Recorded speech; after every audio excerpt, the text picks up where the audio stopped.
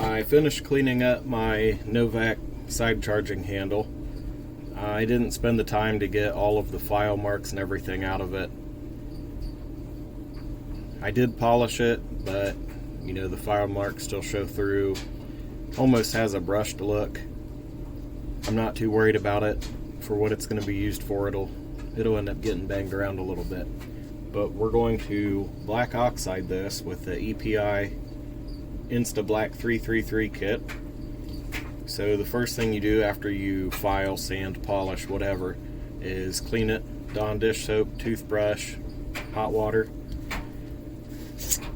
and follow the EPI instructions to mix your E-Clean SR 148. I believe it's 10 parts cleaner to 90 parts water.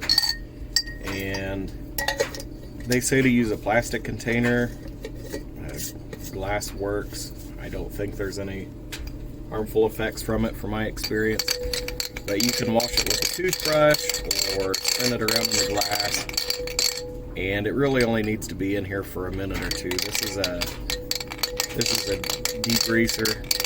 It's going to clean up any grease you didn't get with your Dawn dish soap.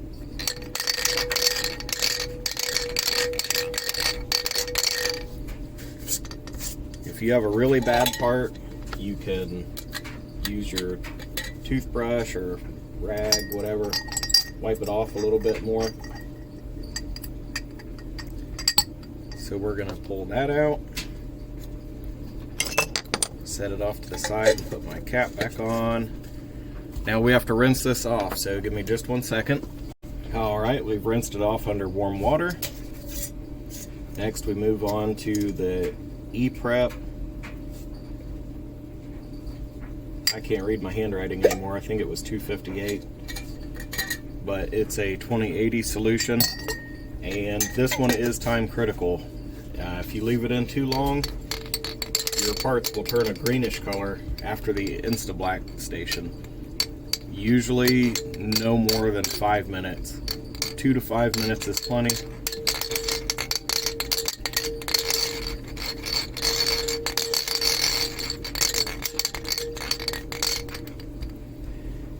Alright, we'll let that sit for about a minute and a half, and then we'll move it over.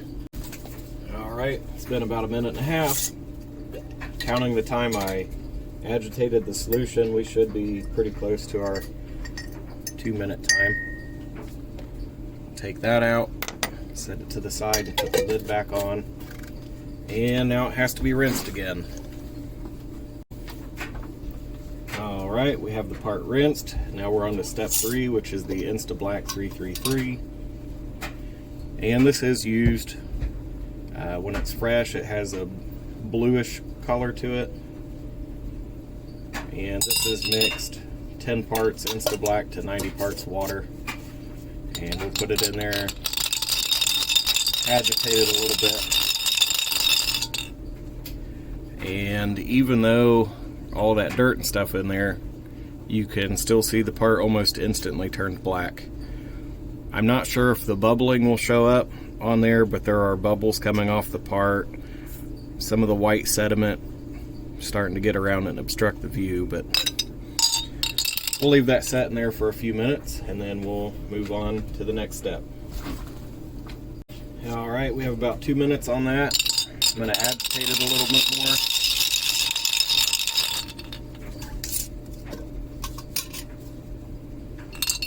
And see if we can't fish it out of here.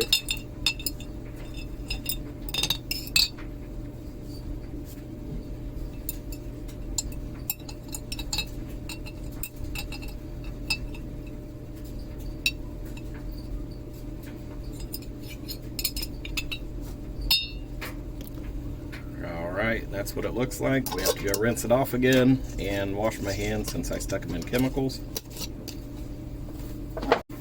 Alright, I've rinsed the part and just dried it off on my t-shirt a little bit. This is what color you get right out of the insta-blak.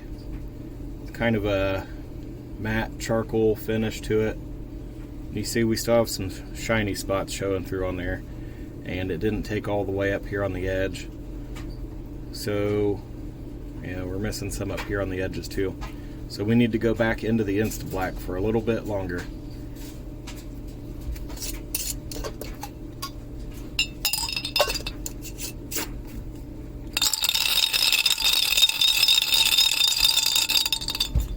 All right, we'll let that go for about 5 or 6 minutes. All right, we're gonna pull our part back out of the insta-blak.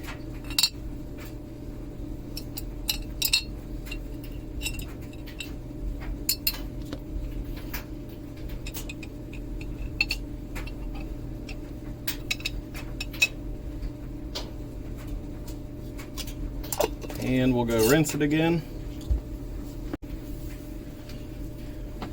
All right, now this is what we get out of the insta-blak. And the next step is the 503 treatment. And we'll drop that part down in. The instructions are to shake it around 6 to 12 times for 1 to 2 minutes.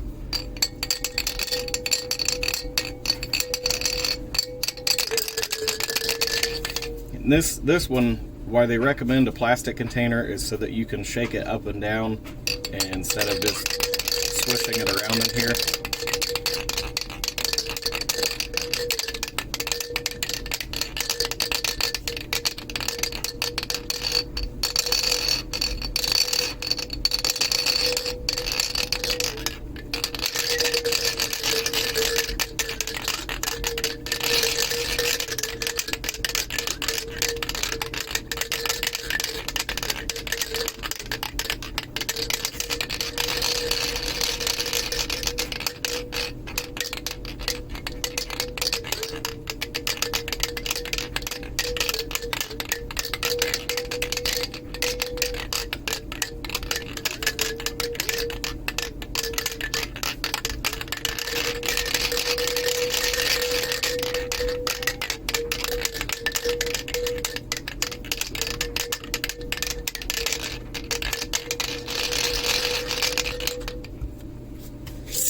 Alright, now the 503 leaves a semi-oily finish.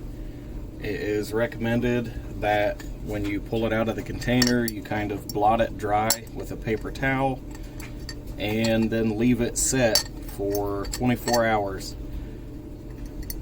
The oils that are in here will soak into your part, and you can see just from a minute or two it's already much darker than it was.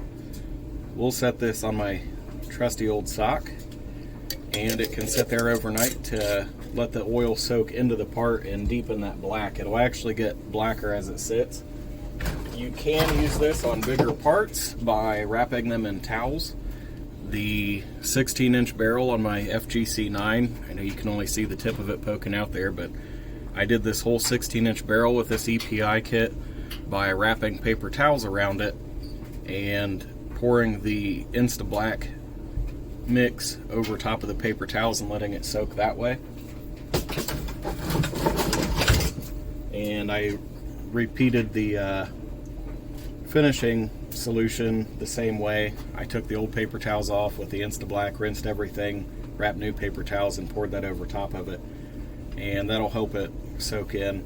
So I don't have large vats and 5-gallon jugs of this stuff. This is a $60 trial kit from EPI, and it's all smaller bottles, but I've been able to use it on small parts for about 2 years, and I have plenty of the cleaning solution left and plenty of the treatment solution. This is it for my insta-blak though. I used a lot of that on a custom bookshelf that I made and the FGC9 barrel. So that's pretty much it. You know, a quick, easy 15-minute way to blacken your parts without sending them out. And I think they turn out pretty well. You might be able to see right in this corner I have a little bit of green, and in the filing grooves down here I have some green. So what that probably is from is my green Dialux that I used for polishing probably did not get cleaned off well enough, or it's a combination of the green Dialux and maybe I left it in the E-Prep too long. But those are in a spot where nobody's ever going to see it, so it's not that big of a deal. Whenever I get the rest of the 1911 slide polished up, we're going to do the same treatment to it, and we should end up with a nice polished finish. And when it's all done, we'll coat it in Renaissance wax and see how it looks.